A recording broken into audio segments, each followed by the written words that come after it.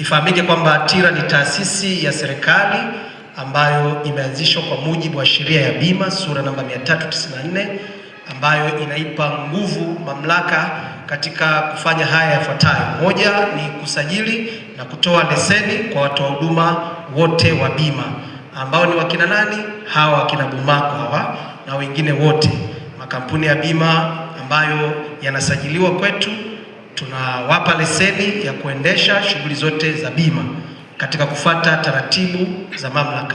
Lakini pia kama mamlaka tunalinda, na kulinda huku tunawalinda wale walaji sasa au wanufaika na huduma za bima ambao ndio ninyi wateja ambao mnapata huduma kutoka kwao. Hapa tunawalinda vipi? Tunawalinda pale ambapo sasa mkataba mlioingia na huyu kampuni ya bima Bumaco na wadau wetu wengine, ikatokea zile stahiki zetu au madai ambayo tunawadai, kwa sababu tunapozungumza bima tunaongelea kwa maana ya mkataba wanaoingia watu wawili, mtoa bima pamoja na mkatabima.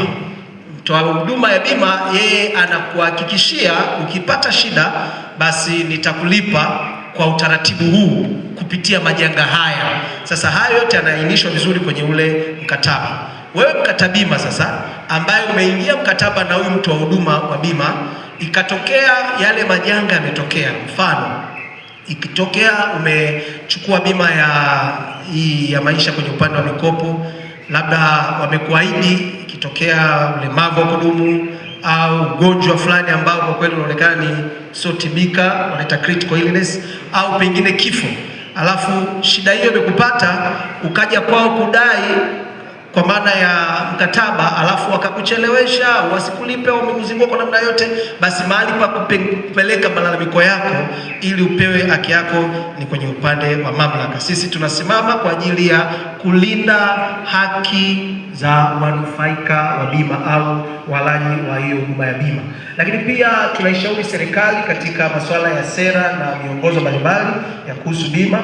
Kazi yetu kama mamlaka tunafanya, lakini pia tunatoa elimu ya bima kama hivi tunavyofanya.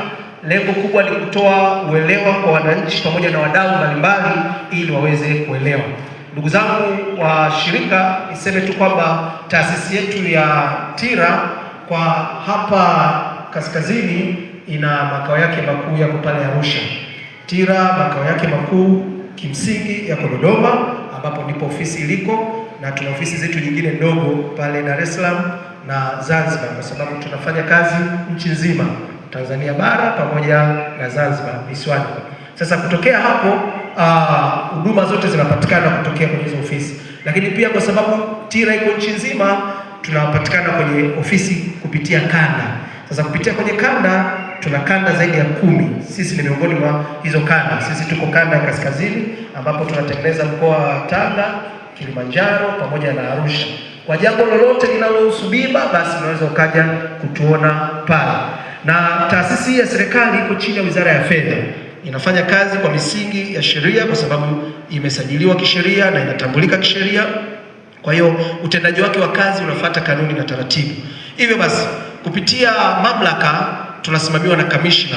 Tumekuwa tukiona jinsi ambavyo amekuwa akifanya vizuri, na sisi kama timu yake tumeendelea kuhakikisha tunatoa elimu vizuri.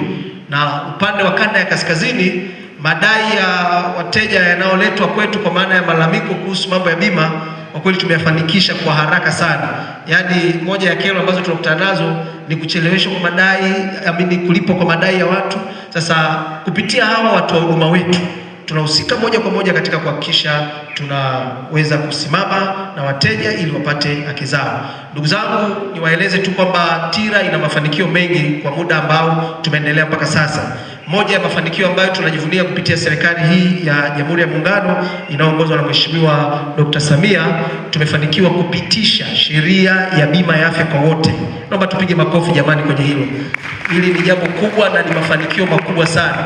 Sheria hii sasa TIRA imepewa mamlaka kama msimamizi regulator kuhakikisha huduma ya bima ya afya kwa wote inafanikiwa na wananchi wanapata kunufaika. Wengi tunaelewa jinsi ambavyo kumekuwa na changamoto katika upande wa matibabu, lakini serikali yetu ya Jamhuri ya Muungano imefanya na imethubutu kwelikweli kuipitisha hii sheria ambayo ni sheria ya mwaka 2023, ambapo Mheshimiwa Rais sasa ameamua kuwafikia hata wananchi wa chini kabisa ambao wanapata changamoto kuhusu matibabu.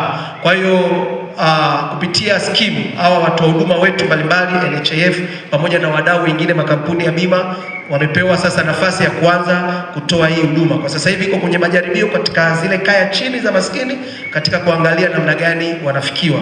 Kwa hiyo muda si mrefu tutaanza kuona namna ambavyo inaenda kwa kasi kwa haraka hivyo, kwa sababu sheria, kanuni na taratibu zote zimekwisha kuwekwa.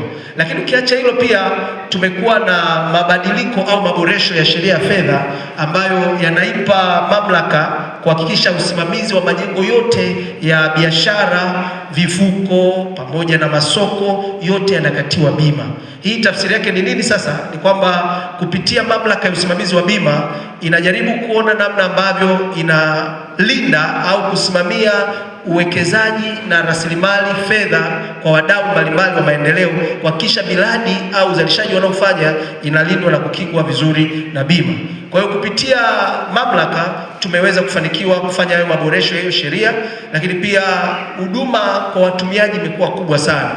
Taarifa tulizonazo, takwimu sasa hivi wananchi zaidi ya milioni 25 ni watumiaji wakubwa wa huduma zote za bima. Hii manake ueneaji na usambaaji wa huduma za bima umekuwa kubwa sana, na hapa ndipo ambapo natamani kuwapatia fursa hii ndugu zangu wadau kutembelea kupitia banda letu pale, mweze kupata kunufaika na fursa mbalimbali za mamlaka. Moja ya fursa ni kuwa wakala. Tunao wakala ambao tumewasajili. Juzi nilikuwa napata nafasi ya kupitia taarifa zangu, nikakumbuka kuna watu ambao kuna vitu fulani natakiwa kufanya nao na wako hapa, na natamani kuwatambua kama nitawaona katikati yetu. Wazalendo tupo, hebu punga mkono mlipo. Wazalendo SACCOS kama mpo, Umoja SACCOS, wadau, asante. Hao mnaoona ni wadau wetu. Sisi tunasajili na kutoa leseni kwa watoa huduma.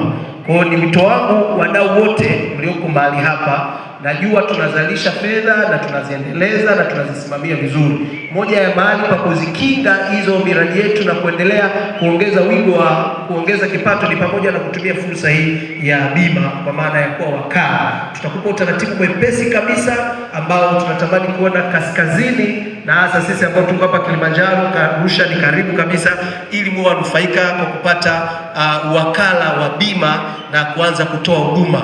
Watu wetu kama wakina Bumaku wanafanya vizuri sana. Kwa hiyo mnapoweza kuwatumia kuwa mawakala kwao, maana yake watawasimamieni vizuri kwa kuhakikisha wanawapeni zile commission, kwa sababu mnapokuwa mawakala kuna namna ambavyo mnafanya biashara na haya makampuni. Kampuni inatoa gawio, commission, ambayo inakuja kwa kulingana na jinsi mnavyouza au kufanya hiyo biashara. Kwa hiyo niwaombe sana ndugu zangu wadau wanaoshirika, tuitumie fursa hii kama sehemu ya kupata nafasi ya kuona uwekezaji unafanyika vizuri na sisi tunaweza kuendelea vizuri sana. Kwa kifupi niseme hayo, mengi zaidi tuko pale bandani kwa hizi siku mbili, tutakueleza vizuri, na sio tu kama wanachama, lakini hata peke yako unaweza ukataka kuja kuwa mwekezaji, natamani kujua utaratibu wa kuwa wakala wa bima, nawezaje kuwa. Tumefanya hivyo. Kuna vijana niliwatembelea juzi pale chuo cha wasibu Arusha AIA, nikawapa fursa nzuri hiyo ya elimu, wakajiorganize. Vijana tu wanasoma wako mwaka wa pili wa tatu, wakaandika barua kwa kamishna, nikaipitia ile barua yao, kamishna akawapa kibali cha kuwa wakala, kwa sababu fursa imekuwa kubwa sana na tunaenda katika kiwango kingine cha maendeleo katika sekta ndogo hii ya bima. Kwa hiyo ni vizuri sisi kama wadau katika masuala ya ushirika tuitumie fursa hii vizuri sana. Nitumie nafasi hii sasa kusikiliza kama kuna maswali.